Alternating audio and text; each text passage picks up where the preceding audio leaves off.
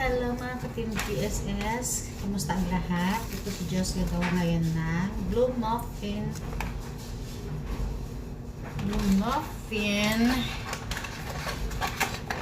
Meron tayo itong lagyan natin ng eggs.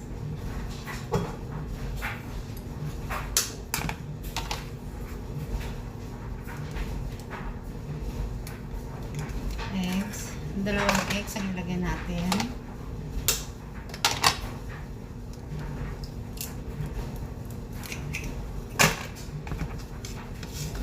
At saka